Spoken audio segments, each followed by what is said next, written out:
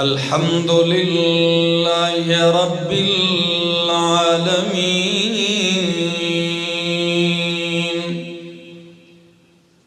والعاقبة للمتقين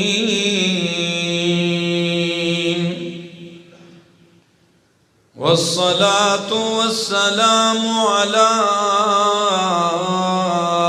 أشرف الأنبياء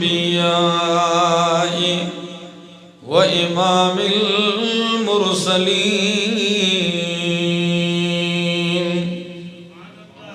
وعلى آله وأصحابه أجمعين. أما بعد فأعوذ بالله من الشيطان الرجيم. بسم الله الرحمن الرحيم.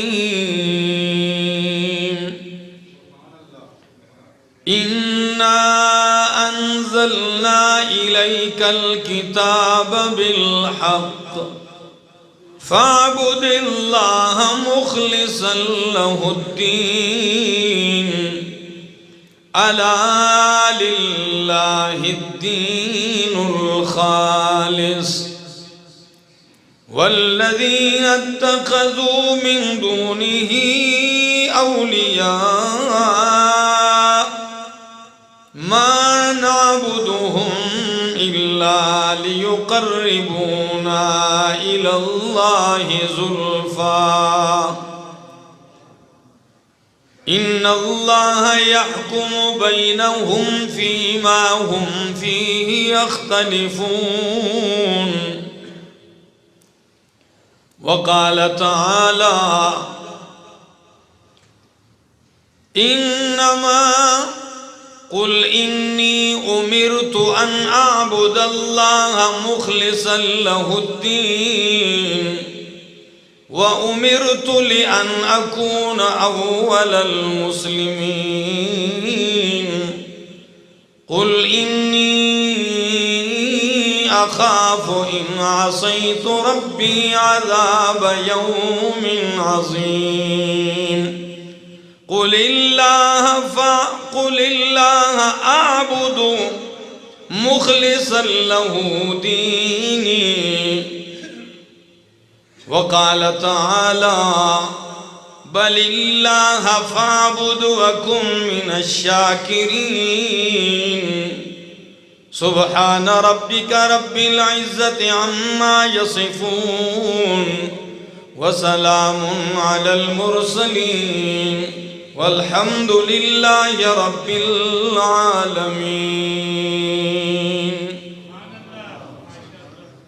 انتہائی قابل عزت، قابل احترام، ذی قدر و ذی وقار بزرگوں، بھائیوں، عزیزوں، نوجوان ساتھیوں، السلام علیکم.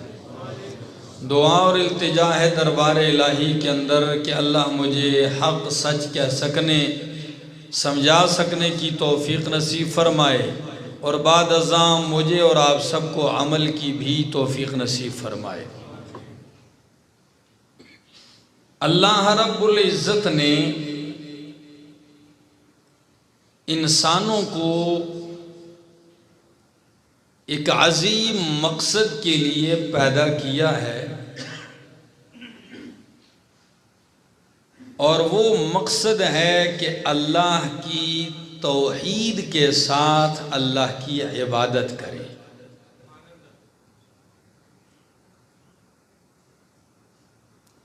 اللہ کی پہچان حاصل کریں، اللہ کی عظمت، اللہ کی رفعت اور اللہ کی شان اس کو جانیں، اور پھر اس ذات کو یکتا مان کر اس کی عبادت کریں، اس کی بندگی کریں. اس مقصد کے لیے انسان پیدا ہے. سورہ زاریات میں قرآن کہتا ہے وَمَا خَلَقْتُ الْجِنَّ وَالْإِنسَ إِلَّا لِيَعْبُدُونَ. ما خلقت الجن والانس الا لیعبدون، نہیں پیدا کیا میں نے انسانوں اور جنوں کو الا لیعبدون، مگر اس لیے کہ وہ میری بندگی کریں، میری عبادت کریں۔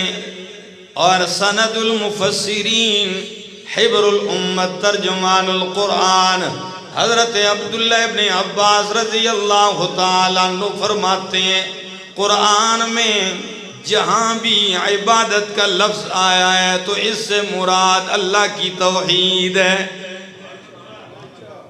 یعنی میری توحید کے ساتھ میری وحدانیت کو مان کر میرا حق مجھے دیں، میرے ساتھ کسی کو شریک نہ ٹھہرائیں۔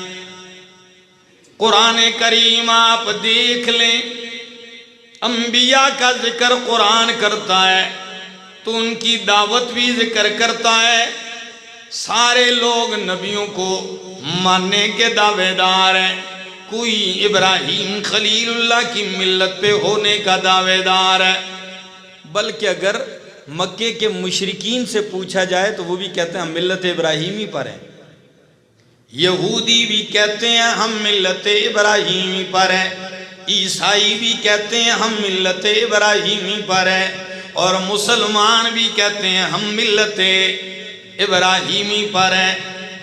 کوئی تو دوسرے نبیوں میں جیسے یہودی کہتے ہیں ہم موسیٰ علیہ السلام کو ماننے والے، عیسائی حضرت عیسیٰ علیہ السلام کو ماننے کے دعوے دار ہیں، اور مسلمان محمد الرسول اللہ صلی اللہ تعالی علیہ وسلم کے اوپر ایمان رکھنے والے ان کے پیروکار ہیں۔ تمام نبیوں کو بھی مانتے ہیں، ان پر بھی ایمان ضروری ہے، لیکن اتباع کس کی کرتے ہیں؟ نبی پاک صلی اللہ تعالی علیہ وسلم کی کرتے ہیں، ان کی شریعت کو مانتے ہیں۔ دعویٰ سب کا ہے، لیکن یہ دیکھیے کہ قرآن جب اتنے نبیوں کا ذکر کرتا ہے تو ساتھ یہ بھی ذکر کرتا ہے کہ یہ اتنے انبیاء پیغام کیا لے کر آئیں۔ اگر آپ نوح علیہ السلام کو دیکھیں تو ان کی زبان پر بھی یہی صدا ہے، یا قوم اعبدوا اللہ ما لکم من الہ غیرہ، اے میری قوم، او میری برادری، ما لکم من الہ غیرہ، تمہارے لیے اللہ کے سوا کوئی الہ، کوئی حاجت روا، کوئی مشکل کشا نہیں ہے، اگر ہے تو کون ہے؟ اللہ ہے۔ یہی پیغام سب کا ہے، باقی نبیوں کا یہی پیغام، خلیل اللہ کا بھی یہی پیغام ہے۔ باپ کے سامنے کھڑے ہو کے کہتے ہیں یا ابتی لم تعبد ما لا یسمع ولا یبصر ولا یغنی عنک شیئا، او میرے بابا کیوں عبادت کرتا ہے ان کی، لا یسمع ولا یبصر ولا یغنی عنک شیئا، جو نہ دیکھ سکتے ہیں، نہ سن سکتے ہیں، نہ تیرے کسی کام آ سکتے ہیں۔ تو جن کو پوج رہا ہے نہ تو وہ دیکھنے کے قابل، نہ تو وہ سننے کے قابل ہے، جس کی طرف میں دعوت دے رہا ہوں اس کی شان کیا ہے؟ ان ربی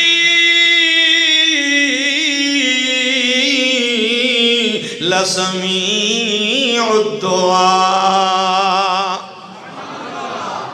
میرا رب دعائیں سننے والا ہے، پکاروں کو سننے والا ہے۔ حضرت یونس علیہ السلام کی زبان پہ آپ دیکھ لیں، جو مسئلہ قوم کے سامنے سنایا قوم نے نہیں مانا، جو بات زمین کے اوپر کی ہے خشکی پر، وہی جملہ جب سمندر کے اندر مچھلی کے پیٹ میں جاتے ہیں، مچھلی سمندر کی گہرائیوں میں پہنچتی ہے تو یونس علیہ السلام کی زبان پر پھر بھی وہی پیغام ہے۔ کیا کہتے ہیں؟ لا الہ الا انت سبحانک سبحانک انی کنت من الظالمین۔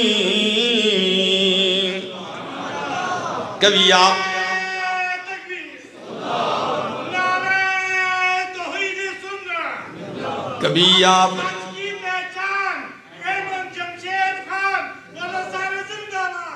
کبھی آپ نے غور کیا ہے جو بات خشکی پہ کی قوم کے سامنے، وہی مصیبت میں، پریشانی میں، غم میں گھیرے جانے کے بعد بھی کر رہے ہیں لا الہ الا انت۔ اللہ سمندر کا اندھیرا ہے، اس کی گہرائی کا اندھیرا ہے، مچھلی کے پیٹ کا اندھیرا ہے، بادلوں کا اندھیرا ہے، گکمک اندھیری رات کا اندھیرا ہے، لیکن میرا عقیدہ پھر بھی ہے کہ ان سارے اندھیروں میں میری پکار تیرے سوا کوئی سننے والا، تو ہی میری حاجتیں پوری کرنے والا ہے۔ سارے نبیوں کا پیغام آپ سن لیں، موسیٰ کلیم اللہ علیہ السلام کا جلال بھی آپ دیکھ لیں۔ طور پہاڑ پہ پہنچتے ہیں، قوم نے بچھڑے کو معبود بنا لیا۔ سامری تھا، سونا اکٹھا کیا سب سے، بھائی یہ تم نے تو فرعونیوں سے لیا ہے، مانگ مانگ کر استعمال کرنا حرام ہے۔ اچھا حرام ہے، مجھے لا کے دو۔ سارا اکٹھا کیا، تھا تو بڑا ماہر قسم کا سنہرا، بنا لیا، بچڑا بنایا، اوپر اس کو رکھا، باں باں کرنے لگ گیا۔ کہنے لگا جس موسیٰ علیہ السلام جس الہ کو ڈھونڈنے طور پر گئے وہ تو یہاں آ گیا۔ بس قوم نے یہ نہیں دیکھا کہ جس مالک نے کلیم اللہ کے ہاتھ پہ ید بیضا کا معجزہ ظاہر کیا، یہ بھی نہیں دیکھا کہ لاٹھی کو سانپ بنایا، سانپ سے دوبارہ پھر لاٹھی بنائی۔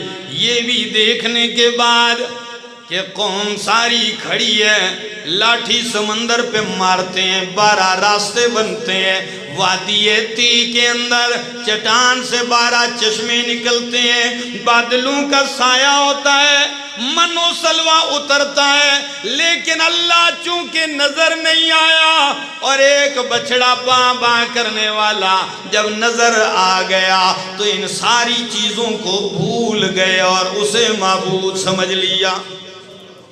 آج بھی لوگوں کا یہی حشر ہے، مالک کی اتنی نعمتیں نظر آنے کے باوجود ان سے نظریں چرا کر اگر کسی جگہ کوئی اونچی نیچی جگہ نظر آ جائے، کوئی دیا جلتا نظر آ جائے، کوئی تیل پڑا نظر آ جائے، بٹوٹ پڑتے ہیں ادھر، یا کوئی لیر شیر ٹنگی دی نظر آ جائے، بس سارے وہاں شروع ہو جائیں گے، آپ بھلے سمجھائیں۔ لیکن کبھی آپ نے غور کیا ہے ہری پور والوں، یہ تو سارے کہتے ہیں شیطان سب سے بڑا دشمن ہے انسان کا، ابلیس سب سے بڑا دشمن ہے انسان کا، یہ تو سارے مانتے ہیں۔ کبھی اس کی چال کو آپ نے دیکھا ہے، کتنا ظالم ہے، کتنا بڑا بدبخت ہے، وار جب بھی کرتا ہے انسان کے عقیدے پہ وار کرتا ہے، چوٹ جب بھی لگاتا ہے انسان کے توحید والے عقیدے کو برباد کرنے کی کوشش کرتا ہے۔ آج سن لیجئے احمد جمشید کیا کہتا ہے، ذرا میرا بھائی دیکھ، مال نہیں ہے پھر مشرک بنانے لگا ہے۔ جب مال چلا جائے شیطان اس وقت بھی بندے کو مشرک بناتا ہے، جی تیرا راستہ کسی نے بند کیا ہوا ہے، پھر چکر لگانا شروع کر دے گا، در بدر کی ٹھوکریں، اگر مال زیادہ ہو جائے پھر بھی مشرک بناتا ہے۔ اتنا مال ہے، لگا تو صحیح نہ کسی شرک اڈے پر، پھر مشرک بنا رہا ہے۔ نہیں تھا تب بھی وار عقیدے پہ کیا، مال آ گیا تب بھی وار عقیدے پہ، اولاد نہیں ہے، اولاد نہیں ہے، پہلا وار عقیدے پہ کرتا ہے، تیری اولاد اس لیے نہیں ہوتی کہ تم فلاں قبر کا طواف نہیں کر کے آیا، تیری اولاد اس لیے نہیں ہوتی ہے کہ تو فلاں مزار پہ چلان اور راتیں نہیں کاٹ کے آیا، تیری اولاد اس لیے نہیں ہوتی کہ تو فلاں جگہ بیری کے نیچے چکر کاٹ کے نہیں آیا۔ نہیں ہوئی تب بھی مشرک بنا رہا ہے، اور جب ہو گئی تو ہوتے ہی کہتا ہے جی اب اس کا نام رکھ جی پیران دیتا۔ دوسرا وار پھر کر دیا، نہیں ہے تب بھی نہیں چھوڑ رہا، مل گئی تب بھی لے کے جا رہا ہے۔ میری باتوں کو آپ سختی کی طرف نہ سمجھے کہ میں کوئی شدت نہیں ہے، یہ حقیقت ہے، یہ ہو رہا ہے معاشرے میں۔ ہم تو لوگوں کو یہی دعوت دیتے ہیں، لوگوں بھئی اپنے رب کو پہچان لو، اللہ کی قسم جس دن اس مالک کی عظمت کو پہچان لیا اس دن بندہ تو مرتے مر جائے گا، غیر کے سامنے کبھی نہیں جھکے گا، کبھی نہیں جھکے گا، بھوکا مر جائے پیاسا مر جائے کبھی نہیں جھکے گا۔ کیا اللہ نے اس قرآن میں یہ واقعات اس لیے سنائے ہیں کہ بس ٹائم پاس کرو؟ نہ میرا دوست، کبھی آپ نے دیکھا ہے حضرت زکریا علیہ السلام اللہ کے محبوب پیغمبر ہیں، اللہ کے برگزیدہ پیغمبر ہیں، لیکن قربان جاؤں 120 سال ہو گئی ہے، اولاد نہیں، گڑ گڑاتے بھی ہیں، روتے بھی ہیں، مانگتے ہیں، لیکن مالک نہ دے تو کوئی دے سکتا۔ کیا کہتے ہیں؟ قرآن کہتا ہے سن ذرا میرا دوست اللہ کا قرآن، اللہ تاکہ آپ کا ایمان تو تازہ ہو نا، تھکے بیٹھیں کہ پکے۔ یہ میرے سامنے 16واں پارہ قرآن کیا کہتا ہے؟ کاف ہا یا عین صاد ذکر رحمت ربک عبدہ زکریا اذ نادا ربہ نداء خفیا۔ چپکے چپکے کس کو پکارا؟ اللہ کو پکارا، اور کیا کہا؟ قال رب انی وہن العظم منی واشتعل الرأس شیبا۔ اے میرے اللہ میری ہڈیاں کمزور ہو گئی ہیں، میرا سر جو ہے بال سفید ہو چکے ہیں اللہ۔ وَلَمْ أَكُمْ بِدُعَائِكَ رَبِّ شَقِيًّا، بھلے ہڈیاں کمزور ہو، بھلے بال سفید ہو جائیں، لیکن میرا اب بھی یہی عقیدہ ہے تجھ سے مانگ کر میں کبھی بدبخت نہیں رہا۔ بھلا تجھ سے مانگ کے بھی کوئی بدبخت ہوتا ہے؟ اللہ تجھ سے مانگ کر بھی کوئی محروم رہتا ہے؟ پھر بھی التجائیں، رو رہے ہیں اور کہتے ہیں رب لا تذرنی فردا، اے میرے اللہ مجھے اکیلا نہ چھوڑ، کوئی وارث عطا کر۔ ابھی نکلے نہیں ہیں دعا کر کے کہ رب کی طرف سے بشارت بھی آ گئی۔ فرمایا بیٹا دیتا ہوں۔ آپ نے تو صرف اتنا کہا نا رب حب لی من الصالحین، صالح دے دے۔ فرمایا میرا پیغمبر صالح ہی نہیں، جس کی غلامی میں لوگ صالح بنیں گے نبی بھی بنا دوں گا اسے۔ نام بھی اللہ نے پیدا ہونے سے پہلے ہی بتا دیا کہ اس کا نام بھی یحییٰ ہوگا۔ تو یہ واقعہ کیا بتلاتا ہے؟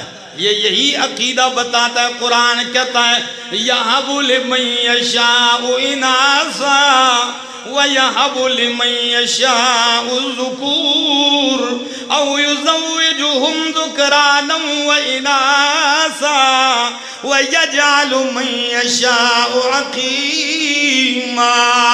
او میرا دوست سن، یَہَبُ لِمَن یَشَاءُ اِنَاثًا، جسے چاہتا ہے بیٹیاں دیتا ہے، وَیَہَبُ لِمَن یَشَاءُ الذُّکُورَ، جسے چاہتا ہے بیٹے دیتا ہے، اَوْ یُزَوِّجُهُمْ ذُکْرَانًا وَإِنَاثًا، جسے بیٹے اور بیٹیاں دونوں دیتا ہے، وَيَجْعَلُ مَن یَشَاءُ عَقِیمًا، جسے چاہے 5 بنا دے، جسے نہ دے اسے کوئی نہیں دے سکتا۔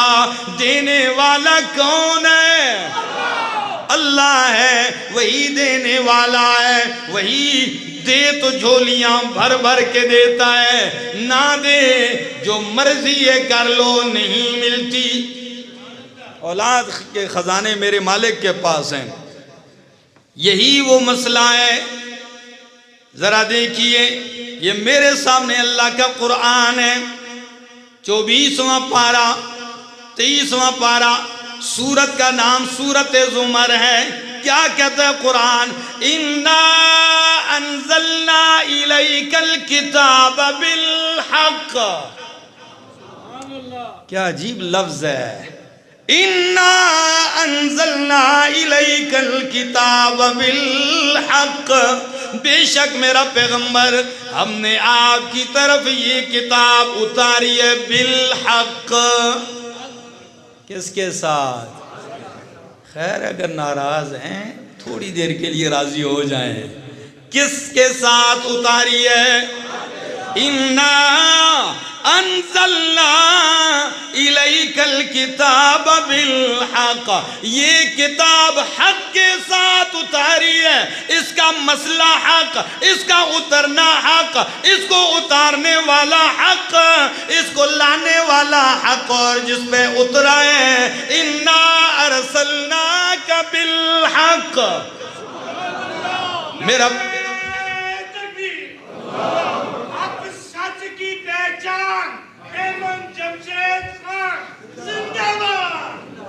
بابا جی ابھی تو لوگ جاگے ہیں۔ فرمایا بالحق، حق کے ساتھ اتارا ہے۔ کس لیے اتارا ہے؟ یہ قرآن حق کے ساتھ نازل کیا، کس لیے؟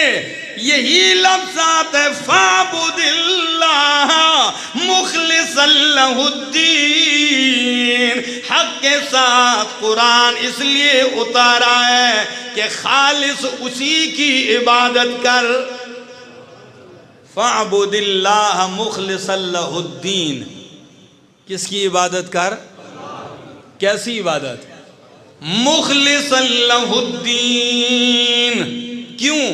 الا للہ الدین الخالص، 23واں پارہ سورت زمر ابتدائی آیتیں ہیں۔ فرمایا اس لیے اسی کی عبادت کر خالص، کہ الا لہ الدین الخالص، اسی کی بندگی، اسی کی پکار، اسی کے لیے ہے دین خالص۔ اس کا دین کیا ہے؟ یا اللہ، خالص کو سمجھ نہیں سکتے لوگ، کیونکہ آج تو لوگ 10 نمبر چیز کو بھی خالص کہتے ہیں۔ خالص کس چیز کو کہتے ہیں؟ آئیے سمجھ میں بتانے لگا ہوں خالص کیا ہے۔ ان لکم فی الانعام لعبرہ نسقیکم مما فی بطونہ من بین فرث ودم لبنا خالصا سائغا للشاربین۔ قربان جاؤں واہ قرآن۔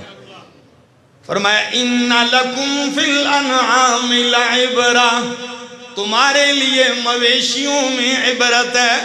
او میرا بندہ، پکار خالص، توحید خالص، خالص عبادت پہچانتا ہے نہیں پہچانتا تو دور نہ جا۔ تیرے گھر میں، تیرے ڈیرے کے اوپر، تیرے فارم پہ گائے باندھی ہوئی ہے، اونٹ ہے، بکری ہے، بھینس ہے، ذرا دیکھ تو صحیح نا، ان کی رنگتیں مختلف ہیں۔ تو جو چارہ لے کے آیا ہے اس کی رنگت مختلف ہے۔ پانی کی رنگت و ذائقہ مختلف ہے. یہ ساری چیزیں کھلانے کے بعد او حیوان پالنے والے انسان، تو رات کو سو جاتا ہے، تو بے خبر ہوتا ہے، تجھے کوئی خبر نہیں اپنے وجود کی بھی. گائے بکری بندھی ہوئی ہے تیرے ڈیرے پر. رات کے اندھیرے میں اپنی قدرت کی مشینری لگا کر من بین فرس و دم لبنا خالصا، گوبر ایک طرف، پیشاب دوسری طرف، خون تیسری طرف. تو جب صبح اٹھ کے آتا ہے تھنوں کے پاس بیٹھتا ہے بالٹی لے کر، تو لبنن خالصا، جس طرح ان گندگیوں سے پاک اور ملاوٹ سے پاک خالص دودھ ڈالتا ہوں، تو بھی جب میری عبادت کر تو شرک کی ملاوٹ سے پاک کیا کر.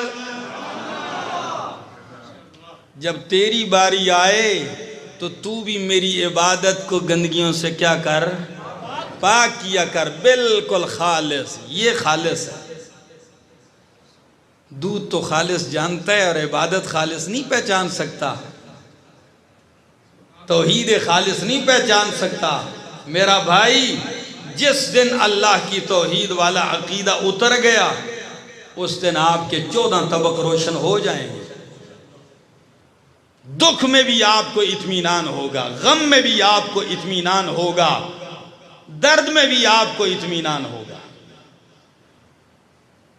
اور جس وقت روح نکلے گی اس وقت بھی آپ مطمئن ہوگے.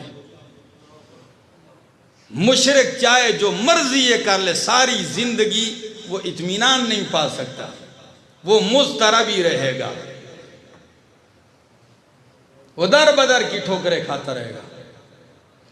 ایک سجدہ اپنے مالک کے سامنے جو حقیقی سجدہ ہے اس کو خالص کر دے، رب اتنا غیرتی ہے کسی غیر کے سامنے جھکنے کا موقع نہیں دے گا. یہ میں مانتا ہوں رب مشکلات میں ڈالتا ہے، مصیبت میں ڈالتا ہے، لیکن جو مصیبت میں آسرا اسی کو بنائے رب اسے تنہا نہیں چھوڑتے، ہاتھ ضرور دیتے ہیں، تھام لیتے ہیں اسے. کبھی آپ نے غور کیا ہے؟ ذرا آئیے آپ کو تھوڑا سا سیر کروا دیتا ہوں قرآن کی. قرآن کریم جب اللہ کی توحید کا مسئلہ ذکر کرتا ہے، پورا قرآن دیکھ لینا ہری پور والو. نماز کی باری جب قرآن ذکر کرتا ہے سینکڑوں مقامات پر نماز کا ذکر ہے، لیکن لفظ کیا ہے؟ اقیموا الصلاۃ، یقیمون الصلاۃ، حافظوا علی الصلوات، یحافظون. یہی الفاظ ہیں. نماز کی حفاظت کرو، نماز ادا کرو، نماز قائم کرو، لفظ صلاۃ ہی آئے گا. اور جب زکوٰۃ کی باری آئے گی تو یؤتون الزکوٰۃ، آتوا الزکوٰۃ، زکوٰۃ کا لفظ استعمال کیا. حج کے لیے حج ہی کا لفظ استعمال کیا، ٹھیک ہے. عمرے کے لیے بھی وہی لفظ، صدقے کے لیے بھی انما الصدقات للفقراء، جہاد کے لیے بھی جاہدوا فی اللہ حق جہادہ. لیکن قربان جاؤں جب باری آتی ہے اللہ کی توحید کی تو پھر اللہ انداز ایک نہیں، پھر انداز اللہ تبدیل کر کے ذکر کرتے ہیں. کبھی اللہ اپنی توحید کو ثابت کرتے ہیں عنوان الہ کے ساتھ. کس عنوان کے ساتھ؟ الہ کا عنوان قائم ہوتا ہے. خدا را اس باتوں پہ غور کیجئے، انشاءاللہ مزہ آئے گا. جب توحید کی باری آتی ہے اللہ عنوان بدل کے ذکر کرتے ہیں. کبھی عنوان الہ ہوتا ہے. یہ عنوان الہ کیا ہے؟ یعنی قرآن کہتا ہے اللہ لا الہ الا هو الحی القیوم، الہ کا لفظ. اور آج سن لو یہ لا الہ الا ہو، اللہ لا الہ الا ہو، لا الہ الا انا لا الہ الا انت، یہ جملہ پورے قرآن میں دیکھ لینا رب نے 37 مرتبہ دہرایا ہے۔ کتنی دفعہ؟ تو کبھی عنوان الہ کا ذکر ہوتا ہے، اللہ، کون سا عنوان؟ کبھی الہ، گرمی ہے مجھے بھی پسینہ آ رہا ہے کیا کروں، عنوان الہ کے ساتھ، اور کبھی کبھی عنوان تبدیل ہوتا ہے تو دوسرا عنوان ہوتا ہے عنوان تحمید۔ کون سا عنوان؟ تحمید۔ یہ توحید کا کون سا عنوان ہے؟ یہ پہلے پارے ہی سے فاتحہ ہی سے فرمایا الحمدللہ رب العالمین، پہلے سورہ فاتحہ سے حمد کی بات ہو رہی ہے۔ یہ بھی قرآن میں مختلف مقامات پر، بلکہ اگر قرآن کی 4 سورتوں کو آپ دیکھیں، سورہ فاتحہ اس کا آغاز اللہ نے الحمدللہ سے کیا ہے، سورہ انعام کی ابتدا اللہ نے الحمدللہ سے کی ہے، سورہ کاف کی ابتدا اللہ نے الحمدللہ سے کی ہے، سورۃ سبا کی ابتدا بھی اللہ نے الحمدللہ سے کی ہے۔ 4 حصے قرآن کے چاروں کی ابتدا الحمدللہ سے، اور کبھی عنوان توحید ذکر کرتا ہے قرآن عنوان تسبیح کے ساتھ، توحید کا اثبات بعنوان تسبیح، کس کے ساتھ؟ یہ تسبیح کا عنوان کیا ہے؟ تسبیح کا عنوان کبھی اللہ یوں ذکر کرتے ہیں لہ الحمد سبحان الذی اسریٰ بعبدہ لیلا من المسجد الحرام، سبحانہ کس لفظ کے ساتھ؟ تسبیح۔ یسبح للہ ما فی السماوات والارض سبح اسم ربک الاعلی الذی خلق فسوی والذی قدر فہدی، لفظ کیا ہے؟ تسبیح۔ یہ بھی قرآن کا ایک انداز ہے۔ اور چوتھا انداز، کبھی قرآن مسئلہ توحید ذکر کرتا ہے عنوان برکت کے ساتھ، کس کے ساتھ؟ لفظ برکت کے ساتھ۔ اس کا مطلب کیا ہوتا ہے؟ یعنی ثابت کرتا ہے کہ او کائنات کے لوگوں، برکتیں دینے والا کون ہے؟ یہی مسئلہ لوگوں کو آج تک سمجھ نہیں آیا، بہت سارے لوگوں کو، برکتیں دینے والا۔ آپ قرآن دیکھیں سورہ فرقان میں کیا کہتا ہے قرآن؟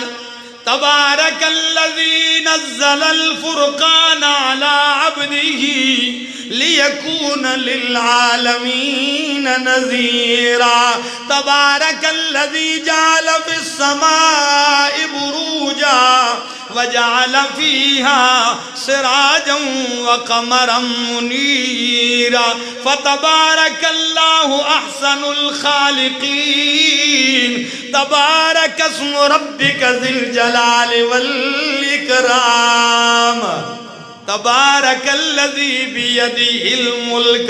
ان ساری آیتوں کا مطلب کیا ہے؟ تبارک الذی، برکتوں والی ذات کس کی ہے؟ لیکن ہمارے لوگوں کا نظریہ کیا ہے؟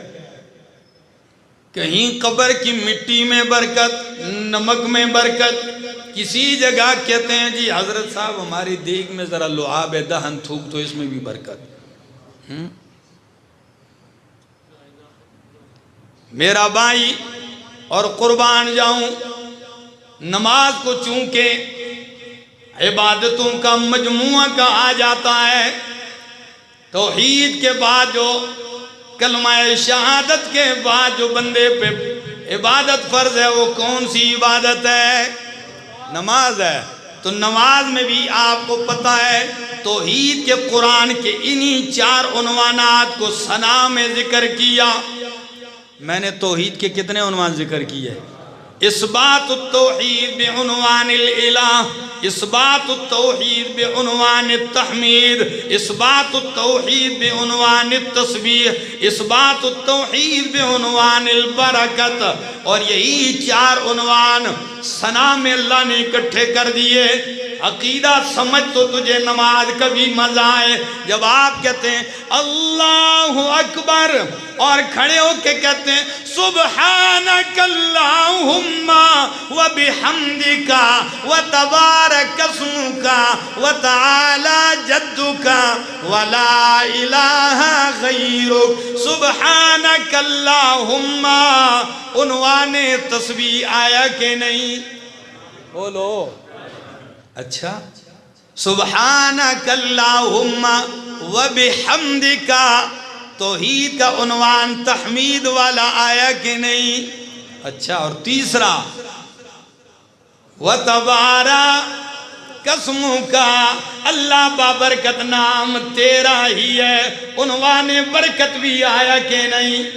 اور چوتھا عنوان الہ کا ولا الہ غیرو، اللہ تیرے سوا کوئی حاجتیں پوری کرنے والا۔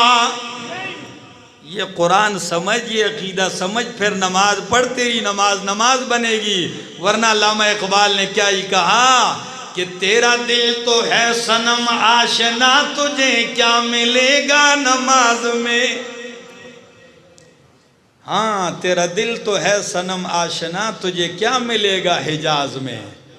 اس بت خانے کو ادھر سے نکالنا پڑے گا۔ میرے بھائیوں، اللہ ہمیں عقیدہ توحید کی سمجھ نصیب فرمائے اور اس عقیدے کی تشہیر کیجئے۔ باقی جرائم اونچ نیچ ہو جاتی ہے، انسان خطاؤں کا پتلا ہے۔ کیا ہے؟ اللہ نے اس کو بنایا ہی انسان ہے۔ کیا؟ انسان نسیان سے، کس سے؟ بھول جانے والا، قدم بہ قدم بھول جاتا ہے، کمزور ہے۔ کیوں نہیں بھولے گا؟ انسانیت کی ابتدا بابا آدم علیہ السلام جو بھولے ہیں، فَنَسِيَ آدم وَلَمْ نَجِدْ لَهُ عَزْمًا۔ اللہ فرماتے ہیں آدم بھول گئے تھے، فَنَسِيَ وَنَسِيَ آدم بھول گئے، تو ہم انہی کی اولاد ہیں، ہم بھولتے ہیں۔ لیکن یاد رکھ لیجئے، میں اکثر اپنی تقریروں میں کہتا ہوں، مت کہ کوئی سمجھے، 2 مثالیں سمجھ لینا۔ ایک خالص کے لیے دودھ والی مثال دی، ایک اور دینے لگا ہوں، پھر ایک اپنے مثال اور دینے لگا ہوں، سادہ سا۔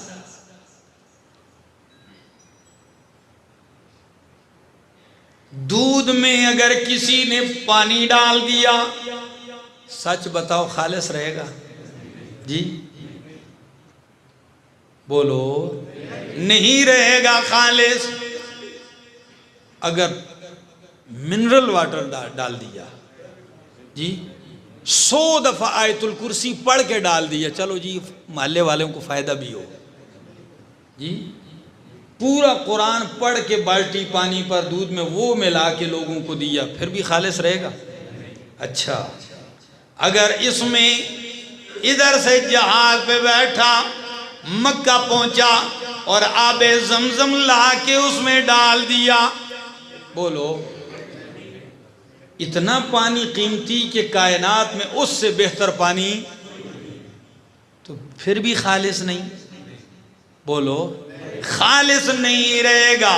یہی بات ہے، اگر اللہ کا حق ہے، چاہے کوئی کتنا ہی اونچا کیوں نہ ہو، کوئی کتنا ہی برگزیدہ کیوں نہ ہو، اگر اللہ کے حق میں اس کو شریک کیا تو اللہ کی عبادت خالص، توحید خالص نہیں رہے گی۔ چاہے کوئی جتنا ہی اونچا کیوں نہ ہو، چاہے نبی ولی کیوں نہ ہو، چاہے صحابی شہید کیوں نہ ہو، چاہے کوئی عالم ہو کیوں نہ ہو، چاہے کوئی مردہ و زندہ کیوں نہ ہو، چاہے کوئی جن و ملک کیوں نہ ہو، خالص عبادت رہے گی۔ دوسری بات، ایک اور مثال سمجھ لو، ہری پور والوں، میں ہری پور والا کہتا ہوں، اکثر لوگ وہ ویڈیو کے اوپر کمنٹ میں لکھتے ہیں کہ آپ صرف ہری پور والوں کو یاد کرتے ہیں، تو سنتے تو ہم بھی ہیں، تو آپ ہری پور والے نہ کہا کریں۔ تو چلو میں کہتا ہوں، جہاں تک میری آواز پہنچتی ہے سارے سب کے سب سے عرض کرتا ہوں، سچ بتاؤ، بچہ سکول میں جب پیپر پاس کرتا ہے تو ایک پیپر میں کم از کم کتنے نمبر لینے چاہیے؟ کم از کم پاس ہونے کے لیے جی 33 34، کتنا 34 لے تو مر کے کیا کہتے ہیں؟ مرد پار ہو گیا ہے، مرتے پاس ہو گیا، بال بچ گیا۔ اچھا 33 34 والا پاس ہو گیا۔ یہی مثال دینے لگا ہوں، لیکن آئیے میرے رب کے امتحان میں نماز کا بھی پیپر ہے، روزے حج زکات قربانی کا بھی پیپر ہے، باقی چیزوں کے بھی پرچے ہیں۔ آپ کے ہاتھ 33 والا پاس ہے۔ احمد جمشید سمجھانے کے لیے عرض کرتا ہے، باقی تمام پرچوں میں اگر 10% بھی نمبر لیے پاس، 5 والا بھی پاس ہو جائے گا۔ بات سمجھ میں آ رہی؟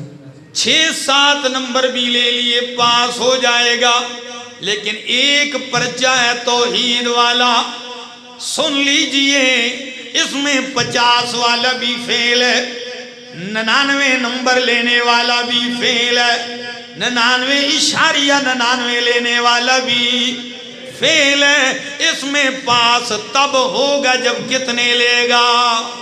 100/100 لے گا۔